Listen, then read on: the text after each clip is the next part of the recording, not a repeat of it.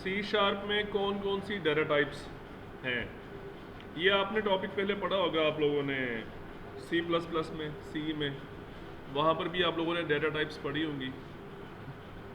ठीक है, int, float, चार वगैरह याद। तो यहाँ पर भी वो हैं डाटा टाइप्स, यहाँ पे तकरीबन वही है। तो ये मेन डाटा टाइप्स हैं आपके सामने। इंट है, यहाँ पे 4 बाइट्स की जगह लेती है मेमोरी में। ठीक है, जब आप इंट टाइप का कोई वेरिएबल बनाते हैं तो वो वेरिएबल में जो वेरिएबल है वो मेमोरी में 4 बाइट्स की जगह कंज्यूम करता है। ठीक है, और ये उसकी रेंज है।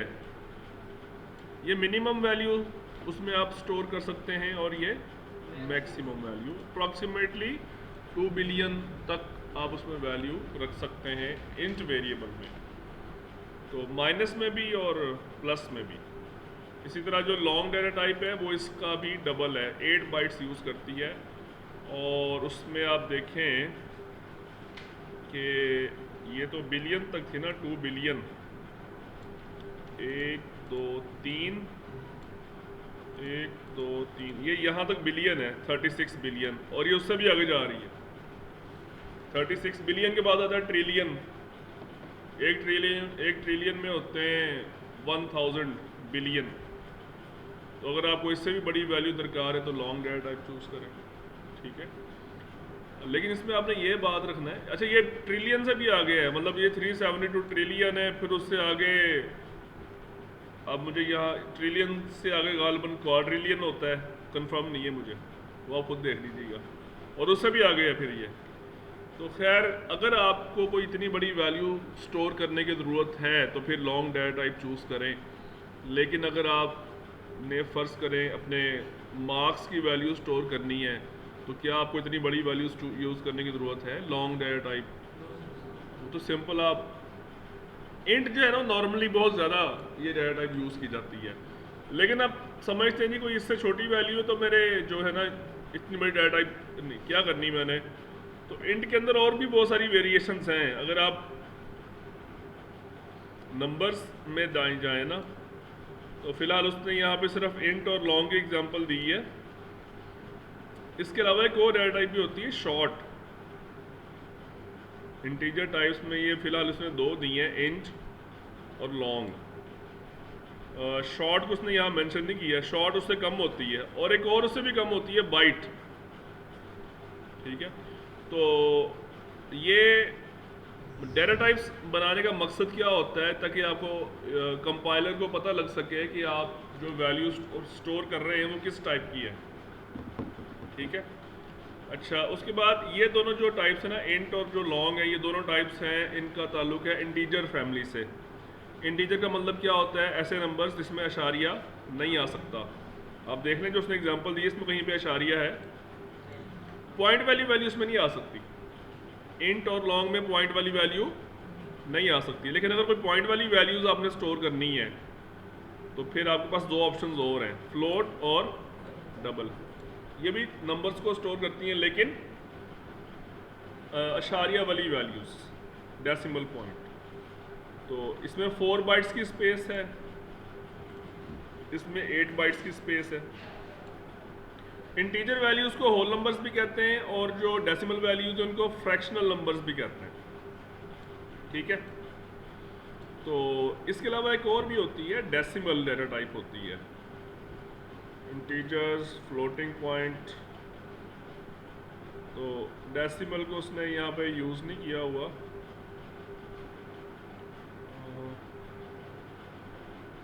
डेसिमल को उसने नहीं बताया। डेसिमल डाटा टाइप भी होती है जो बहुत ज़्यादा इस्तेमाल की जाती है, लेकिन इन दोनों में से नॉर्मली फ्लोट या डबल में से कोई एक इस्तेमाल की जाती है। अब इन दोनों में डिफरेंस क्या है, एक तो साइज़ का डिफरेंस है 4 बाइट्स और 8 बाइट्स, और जो दूसरा इंपॉर्टेंट डिफरेंस है वो ये है, मतलब इसमें जो डेसिमल नंबर स्टोर करते हैं आप, फ्रैक्शनल नंबर स्टोर करते हैं, उसकी जो प्रिसीजन है वो 6 डेसिमल डिजिट्स तक जाती है। कोई भी नंबर है शारिया का, वो 6 डेसिमल डिजिट्स तक आप उसको एक्यूरेट आंसर लगा सकते हैं। अच्छा, क्या मतलब होता है 6 to 7 डेसिमल डिजिट्स का, कि फॉर एग्जांपल कोई वैल्यू है लाइक 3.21 को डिवाइड करें आप,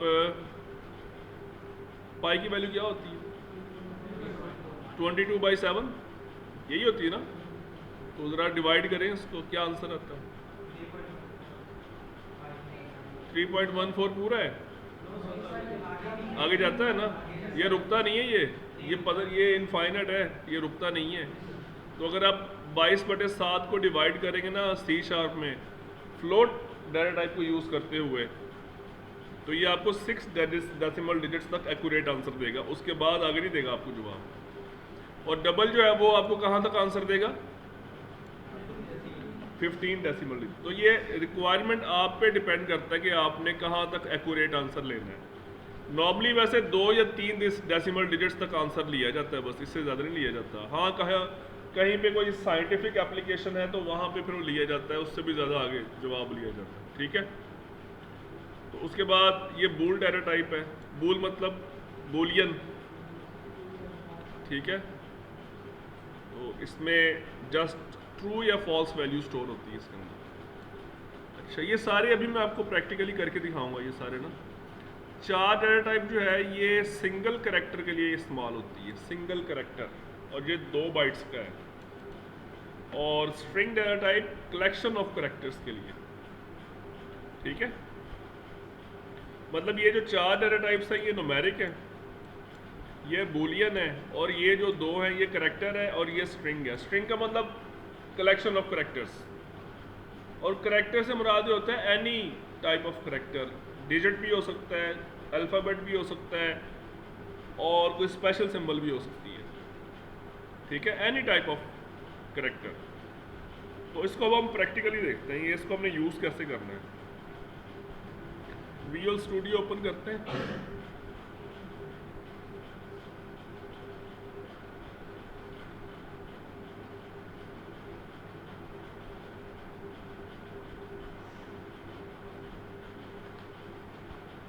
ये हमारी ऐप है जो जिसके ऊपर हम प्रैक्टिस कर रहे थे।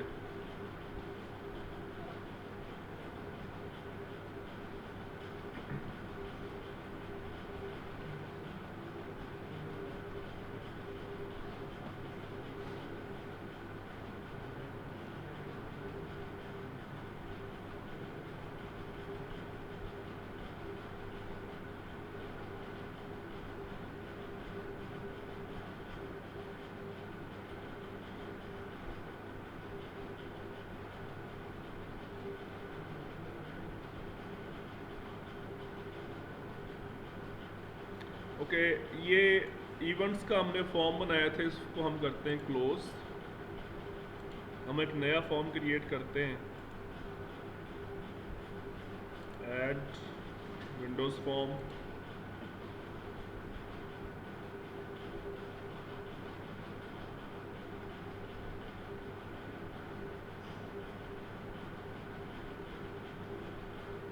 और इसका नाम हम दे देते हैं FRM वेरिएबल्स डेमो, नहीं वेरिएबल्स नहीं, डाटा टाइप्स।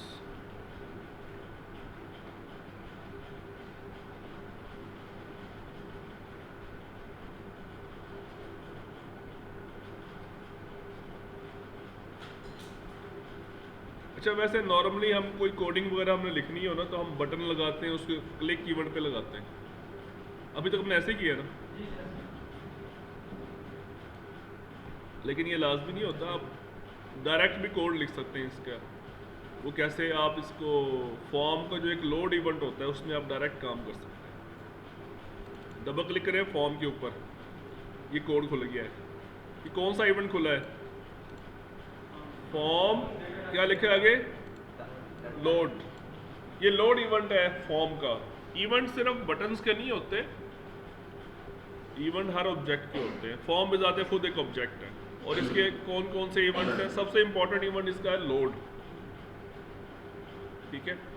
और ये लोड इवेंट कब अक्कर होता है, कब फायर होता है, जैसे ही आप स्टार्ट करते हैं, जैसे ही वो फॉर्म मेमोरी के अंदर लोड होता है तो ये इवेंट में लिखा हुआ जो कोड है वो एग्जीक्यूट हो जाएगा, ठीक है। फॉर एग्जांपल हम यहाँ पे अब देखते हैं, हमने वेरिएबल बनाना है हमने, for example int data type का। तो कैसे बनाएंगे, सिंपल, आप पहले इंट लिखें, उसके बाद वेरिएबल का नाम लिखें, बस वेरिएबल बन गया। अब ये जो ए वेरिएबल बना है ये कितने बाइट्स का बना है, और ये इसकी रेंज है। मिनिमम वैल्यू इसमें ये आ सकती है, मैक्सिमम वैल्यू इसमें ये आ सकती है। ठीक है, एक हम हाँ ये देखें क्या किया मैंने, देखें इंट लिखा, डॉट, आगे एक प्रॉपर्टी है इसकी, क्या है ये प्रॉपर्टी, मैक्स वैल्यू। और आप देख सकते हैं आगे इस मैक्स वैल्यू क्या लिखी है आ रही है, ये वही वैल्यू जो भी मैंने आपको बताई है। और अगर आप मिनिमम वैल्यू पे जाएं तो वहाँ पर क्या लिखा हुआ है, ये वही वैल्यू है जो भी मैंने आपको नोट्स में दिखाई है। ठीक है, क्या होगा अगर हम इससे भी वैल्यू ऊपर देने की कोशिश करें, फिर क्या होगा, चेक करें जरा। हमने क्या लिखा, a is equal to int dot max value. समझ आई इस लाइन की क्या मतलब इसका,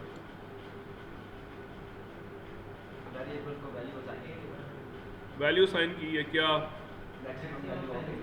जो इंटीजर डाटा टाइप की मैक्सिमम वैल्यू वो हमने ए को साइन कर दी है, ऐसे ही हुआ ना। अब हम इसको डिस्प्ले करवाते हैं मैसेज बॉक्स के जरिए, मैसेज बॉक्स डॉट शो ए डॉट, बल्कि जस्ट ए लिख दें आप, और डॉट टू स्ट्रिंग लगा दें, अदरवाइज ये मानेगा नहीं। अच्छा ये जो मैंने 3 लाइनें लिखी हैं कब एग्जीक्यूट होंगी बताएं जी, ये मैंने किसी बटन के क्लिक इवेंट पे नहीं लिखी, कहाँ लिखी हैं, फॉर्म के लोड इवेंट में लिखी हैं। तो ये कब चलेंगी, कंपाइलर इनको कब एग्जीक्यूट करेगा,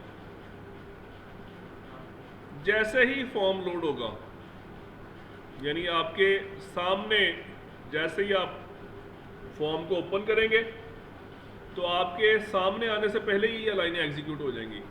लाइनें पहले एग्जीक्यूट होंगी, फॉर्म बाद में आपके सामने आएगा। एक्चुअली प्रोसेस ये होता है, कोई भी प्रोग्राम जब आप रन करते हैं ना, तो ऑपरेटिंग सिस्टम उस प्रोग्राम को पहले मेमोरी में लोड करता है, फिर सीपीयू उसको एग्जीक्यूट करना शुरू करता है। तो इसी तरह से ये फॉर्म भी मेमोरी के अंदर लोड होगा पहले, फिर सीपीयू उसको चलाना शुरू करेगा। तो जैसे ये मेमोरी के अंदर लोड कंप्लीट होगा तो साथ ही ये लाइंस एग्जीक्यूट हो जाएंगी। आमतौर पे जो हम कुछ काम ऐसे होते हैं जो हम चाहते हैं कि जैसे ही फॉर्म आपके सामने आए तो साथ ही वो चीज़ें खुद ब खुद ऑटो पे परफॉर्म हो जाएं, तो वो काम हम सारे लोड इवेंट में लिखते हैं कि जैसे ही फॉर्म स्टार्ट हो साथ ही वो चीज़ें ऑटो पे रन हो जाएं, यूज़र के किसी एक्शन के बगैर। ठीक है, तो वो चीज़ें आप सारी लोड इवेंट में लिख देंगे। अब ये सारी मुझे कहीं बटन पे क्लिक नहीं करना पड़ेगा, ये खुद ब खुद चलेंगी। जैसे मेन फंक्शन नहीं होता था सी लैंग्वेज के अंदर, हमें वहाँ पे कोई यूज़र को बोलना पड़ता था कि ये चलाओ इसको, वो जो लाइनें लिखी वो ऑटो पे चल जाती थी, ऐसे ही होता था ना। तो रन करें इसको,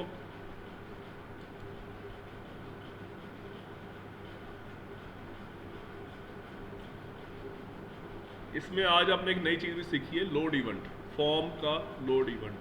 डेटा टाइप्स तो आपने सीखी है, लेकिन साथ में ये भी चीज़ सीखी है। ये पुराने वाला फॉर्म चल रहा है, तो इसको चेंज करना है आपने। प्रोग्राम डॉट सी एस में जाएं, यहाँ क्या लिखेंगे, उस फॉर्म का नाम जो भी हमने बनाया है।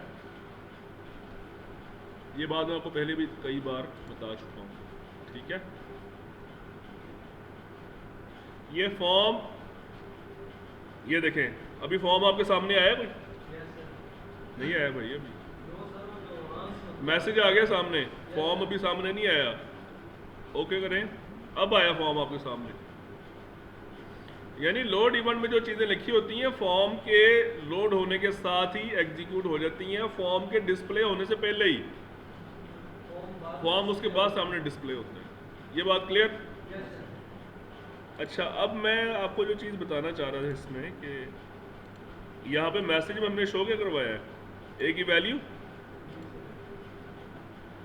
तो ए की वैल्यू क्या आ रही है, ये वही वैल्यू है जो मैंने अभी आपको यहाँ पे बताई थी। ये देखें, ये वही वैल्यू है। अगर आप ज़रा कंपैरिजन करें कंपैरिजन करें वही वैल्यू नहीं है। अच्छा, अब हम करेंगे इसके साथ एक ट्वीक। ट्वीक मतलब a plus plus. Plus plus operator क्या करता है? ये बेसिकली 1 ऐड करता है। ए की वैल्यू में क्या करेगा?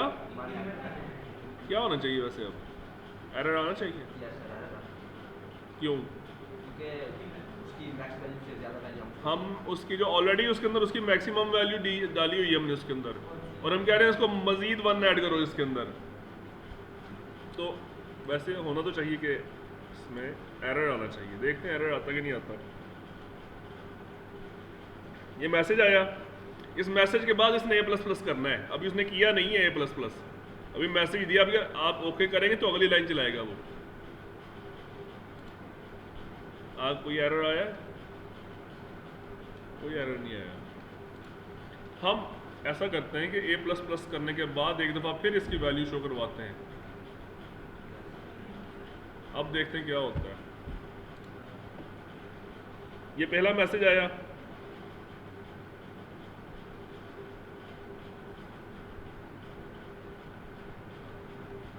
ये पहला मैसेज आया इंक्रीमेंट होने से पहले, यानी ये वाला मैसेज आया।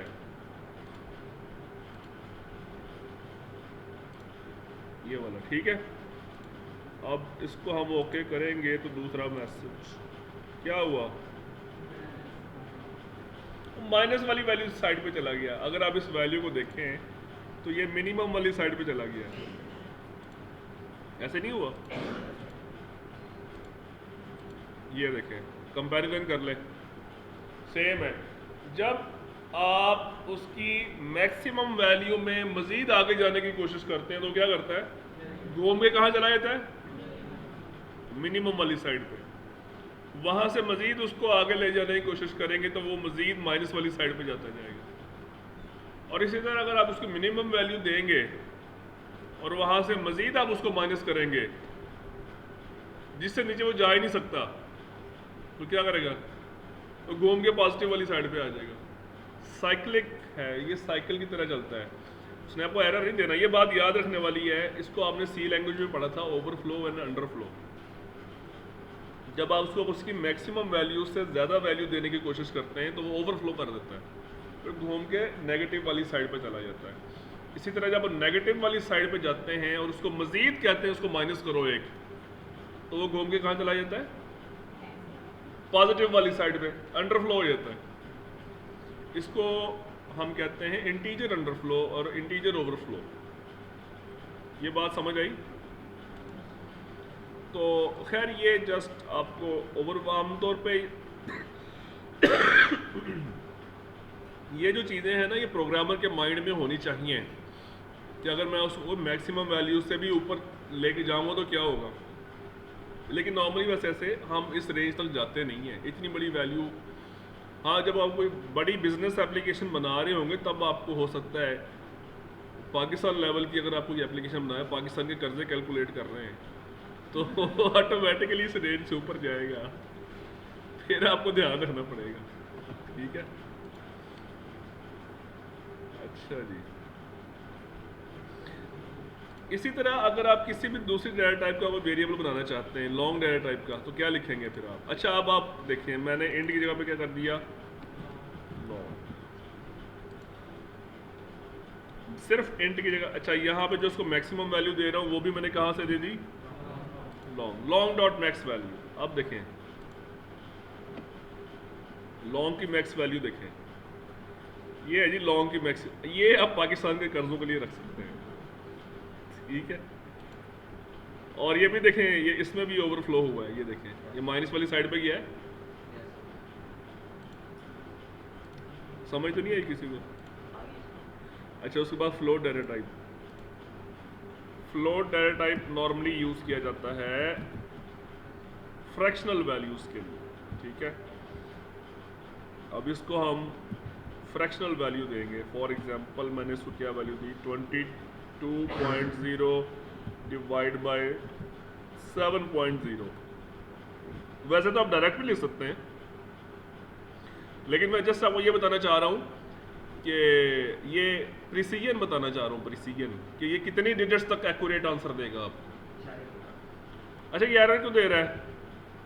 फ्लोट की वैल्यू जब भी देंगे ना तो आप उसकी वैल्यू के बाद एफ लगाएंगे।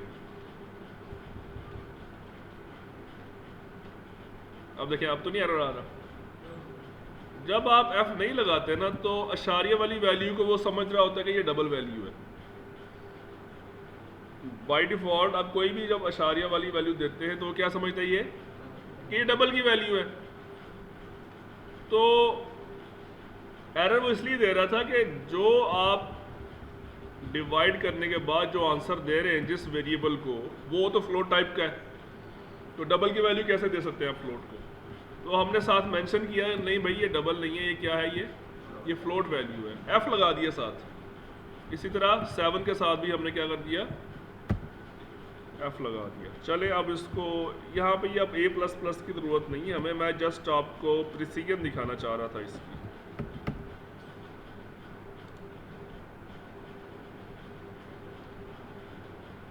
हाँ जी, कितने डिजिट्स तक आंसर दिया उसने आपको?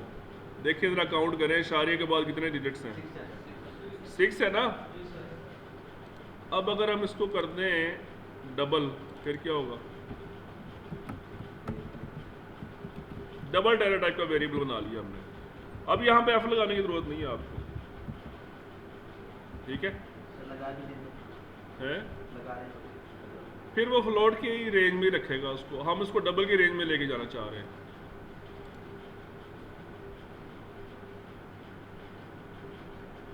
हाँ जी, अब जरा कितने डिजिट्स तक आंसर दे रहा है आपको, बिल्कुल देखें। 1 2 3 4 5 6 7 8 9 12 14 डिजिट्स हैं, ठीक है?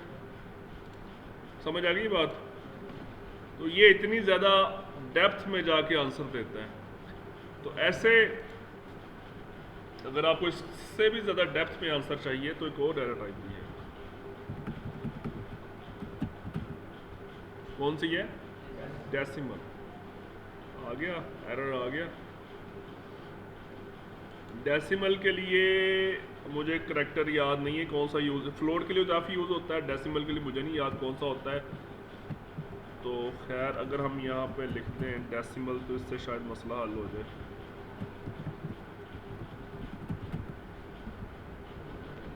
हाँ, हो गया मसला हल। मतलब हम कह रहे हैं ये जो 22.0 लिखा है ना, इसको किस फॉर्मेट में लेना है? डेसिमल डाटा टाइप में लेना है। इसी तरह ये जो 7 पॉइंट, ये कास्टिंग की है मैंने बेसिकली। कास्टिंग में को डिटेल से समझाऊंगा बाद में। फिलहाल अब सिर्फ इतना समझ लें कि 22 को वो किस फॉर्मेट में अज्यूम कर रहा है, इसी तरह 7 को भी। अब देखते हैं डेसिमल कहाँ तक आंसर देता है आपको।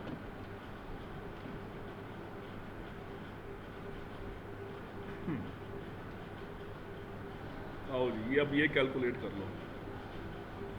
अब ये अंदाज़ा लगा लो, मैं शायद अब मुझे डेसिमल की, चलो गूगल से पूछ लेते हैं, मुझे खुद भी नहीं याद।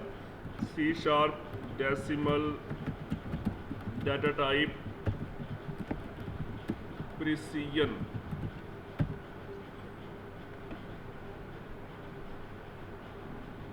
ये है जी, ये प्रिसीजन इसकी, मतलब मिनिमम 28 डिजिट्स तक देगा आपको, ठीक है?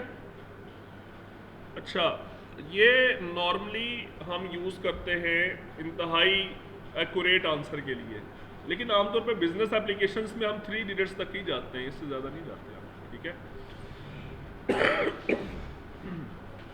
हाँ, उसमें यह होता है कि बाद में आप कुछ साइंटिफिक एप्लीकेशन बनाते हैं। साइंटिफिक एप्लीकेशन में आपको इससे भी ज़्यादा गहराई में आंसर चाहिए आपको। मतलब आपको चाहिए फॉर एग्जांपल इलेक्ट्रॉन का मास। इलेक्ट्रॉन का मास पता है कितना है?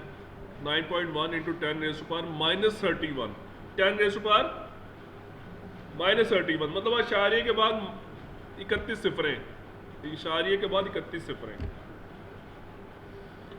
तो उसके लिए एक और तरीका है हमारे पास, जो 10 की पावर में आपने कोई वैल्यू स्टोर करनी है ना, 10 की पावर में, ये देखें इसने क्या लिखा हुआ है, डबल की रेंज क्या लिखी हुई है, देखें 10 की पावर -324, और इसमें क्या लिखी है 10 की पावर +308। ये इतनी बड़ी से बड़ी और इतनी छोटी से छोटी वैल्यू आप इसमें महफूज कर सकते हैं। अब इसमें 10 की पावर कैसे लिखेंगे हम? मैंने फॉर्स करें इलेक्ट्रॉन का मास लिखना है, तो 9.1 इंटू 10 रेज़ टू पावर -31, वो कैसे लिखेंगे? वो आप ऐसे लिखें, इसको डबल कर दें और इसकी वैल्यू कैसे लिखेंगे? 9.1 आगे आपने लिखना है 9.1 इंटू 10 रेज़ टू पावर -31, तो यहां पे लिखेंगे E। क्या लिखेंगे? E मतलब एक्सपोनेंट, पावर। किसकी पावर? 10 की पावर। क्या लिखनी है? -31। ये जो लिखा है ना हमने 9.1 E का मतलब क्या है? 10 की पावर -31। सही है। अब देखें जरा इसका क्या आंसर आता है।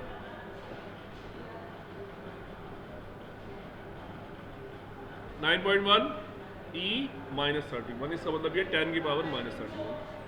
तो ये वाली जो हमने टेक्निक यूज़ की है, ये कहाँ पे यूज़ होती है? साइंटिफिक एप्लीकेशन में, जहाँ पे आपको इंतहाई डेप्थ में आंसर चाहिए होता है।